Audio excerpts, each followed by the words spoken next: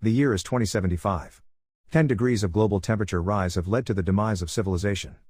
It is risky to be outside during the day because of how hot it is. Crops have failed and been damaged, there is a lack of food and water, and social order has been disrupted. The few survivors who have managed to survive in this horrific planet are forced to cover their skin with extra clothes, gloves, smocks, and whatever else they can possibly get their hands on. A young woman named Marie, her younger sister Leone, and lover Philip are traveling through the desolate desert at the beginning of the film. The only thing keeping them out of the dangerous sun is an ancient Volvo wagon with newspaper covering the windows and metal mesh taped to the roof. There is only a very small window left for the driver to see. Although most of the planet has become habitable, there are rumors that the mountains are still lush and green, with plenty of food for everyone. The trio is moving in this direction. They typically rummage through abandoned cars and gas stations in search of extra gas, water, or even food. They even break into restrooms to get water because their condition is that bad. They must remain vigilant at all times for hostile survivors because one mistake could result in their demise. The group splits off after they stumble across a defunct petrol station one day. The women scavenge the buildings for supplies as Philip, the group's leader and guardian, tries to get fuel from the station's subterranean tanks and abandoned cars. The two sisters eventually drain some water from the bathroom water pipes after some searching around. Unluckily, a cloaked mystery man breaks into their car and snatches food and drink as they are focused on their work. Instantly realizing this, Marie yells for Philip, who is still attempting to get gas from the subterranean tank. Philip quickly realizes this. The two quickly pursue the hooded man only to discover that their goods have been stolen from the car. When Philip becomes irate, he yells that he is always the one who needs to watch out for them. Soon later, Marie discovers Leone is gone while she searches for the man. She screams her sister's name in fear, but nobody answers. Then, trembling, she enters the station to hunt for Leone. She turns around to discover her sister being held hostage by the hooded man. At last he speaks, identifying himself as Tom. He then commands Marie to be good and put down her weapon. The latter agrees, but Philip suddenly shows up and ambushes the man. They engage in a prolonged struggle during which they exchange powerful blows. However, Philip eventually overcomes his adversary, and the two come to a sort of peace. Tom admits that he is a local mechanic and that he has a fair amount of gas with him in the following scenario. He also informs Philip that the Volvo's engine is not suitable for highly hot climates, making it hard to go over a long distance in it. He does, however, know how to extend its lifespan. He only asks for a can of food and some water in exchange. Philip muses over it for some time before deciding. However, just as they are about to leave, Tom starts talking about the engine once more and how it could break down at any time. Philip decides to include the stranger in their journey because he does not want to take any chances. Two males are better than one, Philip argues to the girls, who are suspicious of the idea. After some time, the group sets out on its quest. They slowly go towards the mountains as they travel down the barren roads. But as they proceed, a massive metal obstruction that is obstructing the road abruptly stops them. The men step outside and attempt to move it, but it simply would not move. Fortunately, they are able to steer the building off the road with the aid of their car. The group experiences a brief moment of joy as a result, which they acknowledge with cheers. They suddenly spot a wrecked automobile a few meters down the hill. The men go down to look for supplies because they think it just crashed. They find the car's owners after searching for a while. It was a French couple.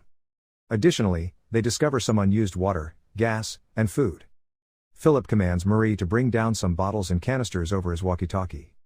She demands that he come alone and get whatever he needs, though. Simply put, Marie doesn't want to leave her sister unattended. When Leone overhears their discussion, she understands that they view her as a burden. She instructs Marie to continue without her as she locks the car. Despite her continued skepticism, Marie leaves when Philip calls. As soon as they arrive, she and the men begin testing out a French perfume they discovered inside the vehicle. The moment they hear Leone screaming, the party realizes the roadblock was a trap. As they rapidly up the hill, Marie trips and collapses on the ground. She discovers herself alone in the woods as she awakens.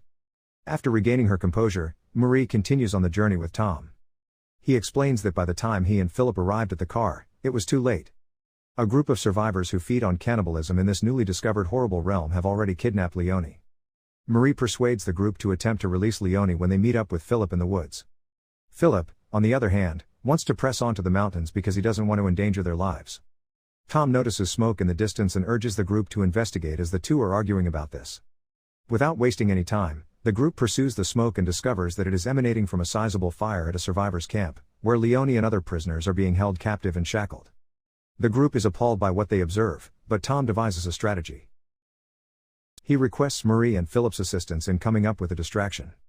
The idea is for him and Philip to rescue Leone while Marie returns their stolen car by using a Molotov cocktail. Marie nods in agreement right away and drives to their on-the-road automobile. When one of the kidnappers detects a problem, she starts the engine. Tom throws the Molotov cocktail as the man steps forward to be sure.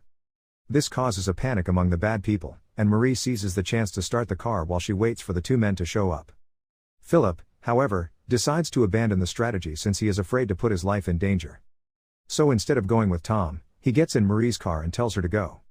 While driving away in a hurry, Marie keeps requesting to see her sister and Tom. Philip tells a lie about being unable to free Leone from her bonds and having to leave without her. Philip's foot suffers severe damage in a scuffle with one of the kidnappers during their escape. He advises Marie to give Leone up as a hopeless case, but she is adamant about saving her. Once they are in a secure area, Marie discovers Philip made no attempt to save her sister. She then makes the decision to go looking for Leone by herself. After some while, she eventually finds Leone's bag in a culvert. This indicates that the scavengers live close. Then Philip, who apologizes for deviating from the plan earlier, emerges hobbling from the background. He assures them that they will search for Tom and Leone together. However, Marie insists that Philip remain in the tunnel until she can call for assistance because he is too hurt to leave it. He complies because he has no other option. After that, Marie goes outside in the hot heat in search of her sister and the scavenger Tom. She seeks sanctuary in a nearby demolished church because of the oppressive heat. She then passes out on the floor, and an elderly woman named Elizabeth wakes her up a few hours later.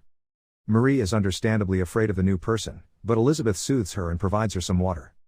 When the two begin conversing, Marie shares her predicament. She explains that she is searching for her sister and a friend since they were kidnapped by some barbarians. Although Elizabeth admits she hasn't heard of such barbarians, she nevertheless pledges to assist. She demands Marie visit her farm and rest first though. The latter soon succumbs to Elizabeth's charm and accepts her invitation to go with her. She asks for assistance and discloses Philip's location.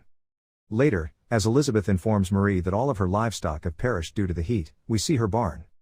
There isn't much food, so their family relies on a nearby pond where they've domesticated some fish to survive. The woman at first greets you and shows you around the house. Marie is then brought to a room where she can spend the day sleeping. Marie swiftly nods off from exhaustion only to wake up stuck in the space. She can see a little boy and his companion engaging in a sword duel through a small hole. She leans in closer to observe what appear to be about hostages who have been kidnapped. Marie witnesses the bringing in of a hurt Philip into the barn. At this point, she discovers that Elizabeth and her family are actually the ones who have been kidnapping people and establishing ambushes and roadblocks. Elizabeth abruptly unlocks the door and storms inside. She says that since they are out of options right now, Philip will be used as his meat. Due to their youth and beauty, Marie and her sister Leone will be spared. They will, however, be compelled to wed Elizabeth's sons. Marie tries to fight back but is unable. Then Elizabeth invites her to wear the blue dress she has placed on the table during supper. She further warns that anyone discovered attempting to flee will be promptly put to death and fed to her family as punishment before closing the door. Marie scans the space after she departs in search of an exit. The door suddenly opens once more, and it's Leone. Finally reunited, the sisters give one another a warm embrace. Marie says she will cry them out, but she has tears in her eyes. The two sisters then start weaving a rope out of their garments in preparation for their escape attempt by jumping out of the window. Sadly, the door knocks once more, and Marie quickly tells her sister to act like she's asleep. Miha, Elizabeth's son, answers the door and announces that he is there to help treat Leone's injuries. However, Marie unexpectedly kisses him as soon as he approaches the window, where the sisters are plotting their escape. She smacks him with a sizable chunk of wood as he becomes disoriented. Miha starts to choke her after becoming hurt and enraged. However, Leone slams a large object on him just in time to knock him out. The two sisters then hastily get ready to jump out the window. Leone is advised by Marie to leave the window first and go for cover in the woods. After the younger sister agrees and leaves, Marie hears a knock on the door. She makes the choice to remain in the background and handle the situation expertly. The blue dress that Elizabeth left for her is what she changes into next. Marie goes downstairs shortly after and runs into Elizabeth as she's busy making dinner. The woman appears content, perhaps because Marie is settling in. She replies to Elizabeth when questioned about Miha that he is currently tending to Leone's wounds. The entire cannibal family of Elizabeth is gathered for dinner in the kitchen, where she is then led. They say some ominous chants before preparing to devour human flesh. Additionally, Marie receives a dish, and everyone is anticipating her introduction. She attempts to flee the family out of fear, but Miha, who has regained consciousness, stops her at the door. Marie is shackled and placed in the abattoir in the next scene. She notices Philip, who is likewise bound across the room, there. Soon later, Miha shows up and kills Philip, intending to use his body as food. Marie is able to free herself and steal a knife from Philip's clothing as the bloodthirsty Miha exits the butcher. Following her escape, she enters the barn through a locked door and discovers a large number of prisoners, among them Tom. They all immediately begin running, with the cannibal family pursuing them. Tom engages in combat with and eliminates some of the kidnappers. Tom saves Marie by assaulting the kidnapper from behind as she is about to be struck by one of them. Marie is able to escape and flee through the woods in search of her sister as the men struggle for their life. She eventually locates Leone, but she is restrained by Elizabeth and one of her sons. The elderly woman then confronts Marie and claims that she believes Marie to be unique. They now want to take Leone with them so that she can start a family by wed to one of Elizabeth's sons. Marie keeps her composure and waits for a chance. She seizes the opportunity to stab the woman with the earlier knife as she gets close. Elizabeth's son is grieving while Marie frees Leone and flees. After that, the two sisters leave with Tom to the mountains, where they can find cool areas and water drips. They also notice birds in the sky. The group then scans a garden of hills over the ridge in the hopes of finding greater fortune there. However, all they can see is more decrepit and dry wasteland down in the valley. And the movie ends here.